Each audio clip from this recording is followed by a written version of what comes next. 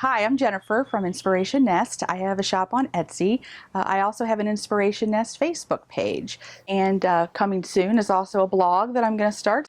So today I thought, since it's summertime and the grass is green and the flowers are growing, I would show you how to make a living wreath. And most of the time when folks make a living wreath, they talk about succulents. I'm not a real fan, I have to be honest. I like color. So a few years ago I decided to use Impatiens. So these are the flowers that you want to use. A nice effect is if you mix and match colors. Last year I did one that was pink and white and it looked really pretty. So with the Impatiens you get a lot of color. You want to make sure you use like a ground cover moss. This is actual moss, like if you went into the forest and you could find ground cover moss. You have some floral wire. I don't know that I would go much heavier than 22 gauge. It'll just be too difficult to work with.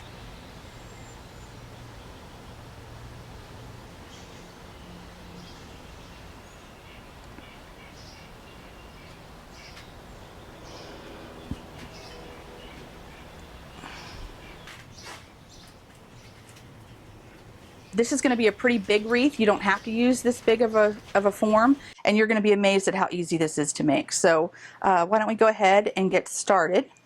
First thing we want to do is get our moss wet. You want to make sure you get it submerged and you let it sit in there for a little, because that's going to keep the flowers moist, and it's going to help with watering. Okay. So you want to kind of cut the cells that your flowers come in, and what this is going to do is when it's time to get your flowers out of the boxes, the little cells here, it's going to be a lot easier on you. And we're just going to cut down the sides here. See, notice the points off of my scissors. I told you they were coming. And then I'll switch it, and then do the other side. For this wreath, we'll go ahead and we're going to line it with the moss. And I don't typically line the whole wreath at one time. I line it as we go. So I just reached in, grabbed some moss, just squeezed it a little to get most of the liquid out. You lay your moss down in the little crevice there. And let's go ahead and attach our wire. That's always a nice help. It doesn't matter where you connect it. So I'm going to go ahead and I'm going to just take the paddle of wire, reach under my wreath wire, bring up a couple of inches. Just, you know, make a little twist. Keep twisting it till you feel like it's pretty secure. Like I said, this 22 gauge wire is pretty tough. So you can just take your little leftover wire if you have any. Just put it down. I'll go ahead and move my moss up here. We'll start here. Okay. So we have our moss laid down. The next thing we want to do, just take our Impatiens out and lay it down in our moss. Okay. So at this point, if you wanted to, I've done it both ways. It really doesn't make a difference. I think you end up, your wreath will end up being more full. You can take off about half of the root system.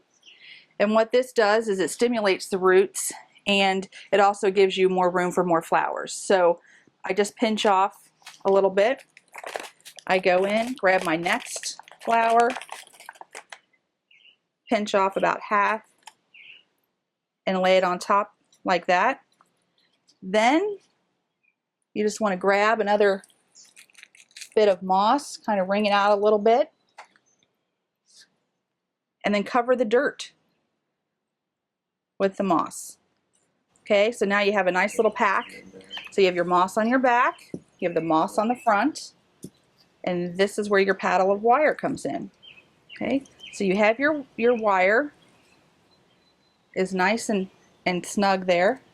I'm going to roll it back up so I can get a good grip on it. And you want to be pretty forceful. You can see how I'm pulling this, because this is all that's going to hold the flowers and the moss onto the wreath. So you just want to make a couple of turns. You can see the moss and the wire, the wire just disappears into the moss. Okay, so you just make a couple of twists there, and then go grab some more flowers. pinch it off. And you kind of stagger, you know, you put them to the one to the side. You can, you know, kind of put them in the middle to the side. You want to alternate all around your wreath so it's not so uniform, because as they grow, it's going to really fill out and it's going to be beautiful. Down there's no science to it. Just make sure you cover your dirt, because if the dirt's not covered with the moss, when you start watering this, the dirt's just going to fall out, and eventually so will the flowers. So I'm adding some more flowers and more moss. So you get the drift by now. It's not rocket science. You just keep doing this all the way around the wreath. Just keep wiring these little bundles of joy in here. Generally what I do at the end is I'll go back and I'll wrap it all again. You know, it holds the moss in and just secures it. So I'm almost back to my place where my door hanger is going to hold. So at this point, I don't know, I roll off about a foot maybe of wire. I don't know how much I'll actually use. Take my scissors and clip it off. Now we're going to tie it off in the back. So you can run it through your wreath wire. You can run it through the actual wire itself, upon itself. You just want to make sure that it's nice and tight and secure. And then I just, you know, you can cut it off if you want. I just bunch it up against the wreath. You can't even tell. And then here's your finished product. Okay, so now we have our finished wreath. I'm gonna hang it on the door. Like I said, it's messy. You're gonna get wet because all that water that was in your moss is now draining. But it doesn't do that for very long. It'll just drain out for a little bit, and then you have a beautiful wreath.